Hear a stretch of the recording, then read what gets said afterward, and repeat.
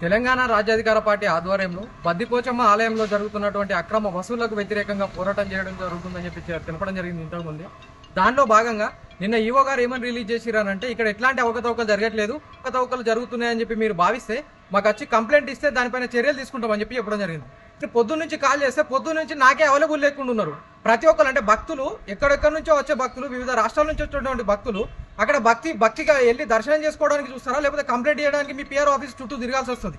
మీరు ఏదైనా toll free number పెడితే వాళ్ళకి ఈజీ అవుతుంది. టోల్ ఫ్రీ నెంబర్ అనేది తప్పనిసరి అని చెప్పి మెన్షన్ చేయడం జరిగింది. దాంతో పాటు ఎక్కడైతే కొబ్బరికాయలు కొడతారో, ఎక్కడైతే బోనం తీస్తారో, ఎక్కడైతే పట్నం ఇస్తారో ఆ 3 ప్లేసులలో ఖచ్చితంగా సీసీ కెమెరాని అరేంజ్ చేయాలని చెప్పి తెలపడం జరిగింది. పేద మధ్య తరగతికి సంబంధించిన భక్తులు ఎవరైతే ఉన్నారో వాళ్ళందరికీ అక్రమ వసూళ్ల నుంచి విముక్తి కలిగించేంత వరకు తెలంగాణ రాజ్యాధికార పార్టీ పోరాటం చేస్తూ ఉన్నది. అంతేకాకుండా ఒక 10 రోజుల లోపల ఇప్పుడు ఇచ్చిన కంప్లైంట్ పైన ఎలాంటి చర్యలు తీసుకోకుండా ఆ టెండర్ లైసెన్స్ కూడా రద్దు చేయాల్సిన అవసరం ఉన్నది. అట్లాంటి ఎవిడెన్స్ కూడా ఇచ్చినాం. ఒకవేళ అది కూడా చేయకుండా ఎట్లాంటి చర్యలు తీసుకోకపోతే మాత్రం ఖచ్చితంగా ఈవో గారి ఆఫీసు ముందట నిరసన దీక్ష చేపట్టడం జరుగుతుంది.